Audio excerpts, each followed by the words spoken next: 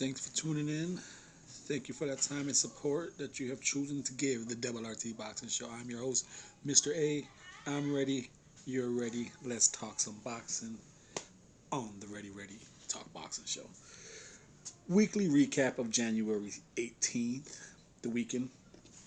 Now, of course, it was highlighted by the upset of Rosario over Williams, but and then the other headliner was Alvarez, KO, and Seals, which we're going to talk about. Hopefully I get a lot of comment back on this one because I have a question about that fight. So if you please not only hit the thumbs up and support, but answer the question in the comment section down below of the Alvarez versus Seals fight. Now, I didn't see much of the top ranked card. It was all of it was toss ups to the A side. Verdejo, I'm not really sold on his comeback. Diaz, he was fighting Dos Santos. That's the guy that was given to Michael Collins. So I knew that was gonna be a wash up fight. But over on the PBC card, there was a few decent undercard fights.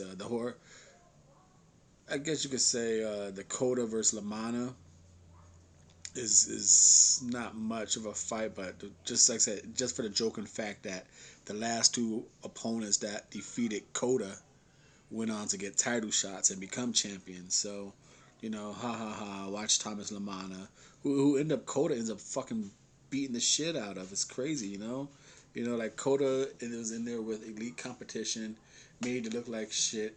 Fought this 28-2-1 Lamana. He's still I can't think of the word. He's not a contender. What's the other word? I can't think of the other words. Contender, prospect. There you go. Prospect. He just awkwardly whooped his ass, stopped him, but then Jazro Corrales going down to Chris Colbert. It's a good fight. Good fight. Shocking. As a fan of Colbert, I was shocking to see how easily he was just grabbed. Rosario Banana took forth the titles. Now this is where the question comes in the comment. I mean the question for you boxing fans to answer in the comment section. Now here on the RRT Boxing Show, we do weekly awards. So that way we could keep track of the yearly awards. We try our best to keep track. Now last week, of course, fighter of the year is Joe Smith. Rounds of the year I had right here on the RRT Boxing Show. Rounds 2 was the runner-up of Jimenez and DAZN, and round 4 for Joe Smith and Hart. KO there wasn't. Now this week there is no disappointing fighter of the week. Everyone showed up. Everyone did well.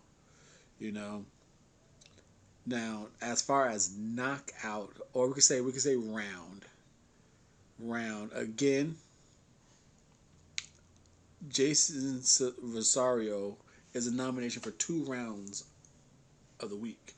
Now, I say in round 2 against Williams, that was when the fight started to turn. You could see him landing shots. You could see the power start to affect the fight. Like, oh shit, like Williams might have to be a little worried of this guy. So that was a good round. Like I said, it was a forthcoming of what was what was happening. Or was it just round 5 when he stopped him? So, but I give it to. We say round 5 is definitely the round of the week, then followed by round 2. But is that better than round 2 of Jimenez or round 4 of Joe Smith? I think so. But I say round. I say round 2 of DAZN versus Jimenez was good because with Jimenez, the beatdown started just how I questioned Rosario in round 2 over Williams. So we got rounds of the week 2. So far, round of the year is round 5. Rosario versus Williams. Now, coming in as knockout of the year. Now, this is it, folks. This is it right here. Leave a comment down below. What do you think? Does rounds matter in knockout of the year? Because for one, I'll be honest, I like knockouts for this category. I understand sometimes we have to take the fight being waved off when the fighter's on the floor, and it's hate to accept those ones, but the TKO standing up on his feet, referee stoppage, you gotta accept those. I hate it. And that is where the question lies. Do we take El Elders Alvarez knockout, legitimate knockout, 10 count knockout of Michael Sills? Because this can be knockout of the year. It's definitely maybe knockout of the week, unless, leave a comment down below, do you count the 12 rounds, a championship bout, 12 rounds of Rosario stopping Williams on his feet as more of a knockout of the week? So obviously, if it's knockout of the week, it's knockout of the year. But leave a comment down below which one deserves knockout of the week. Again, Michael Sills got flatlined by Alvarez in a 10-round bout, though. In the 7th round, he got flatlined in a 10-round bout. And we know Rosario stopped Williams in a 12-round bout, stopped him on his feet in his 5th. Right here on the RRT Boxing Show, the Ready Talk Boxing Show. Mr.A, I'm going to pick knockout of the week. And it's... I cringe doing it. But I favor the 12 rounds over a 10 rounds. Michael Sills is not ranked. But damn, he got fucked up. He got fucked up bad.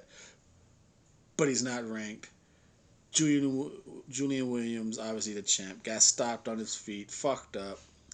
He would have been fucked up in a 12-round bout. So knockout number 1 is Williams of the week. Now, like I said, do we even count Michael Sills in a 10-round bout? Because obviously that's number 1 or number 2, depending on who you talk to.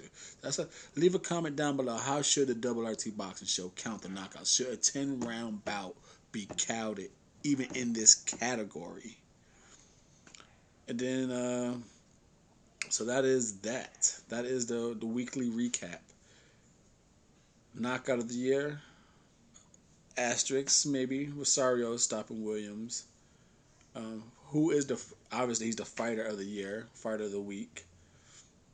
Second runner-up, I'm gonna say it was Joe Smith, Alexander Jimenez, but her popping, that drops her. So Rosario becomes the fighter of the year. I'm gonna say bumping Joe Smith to 3 is Chris Colbert.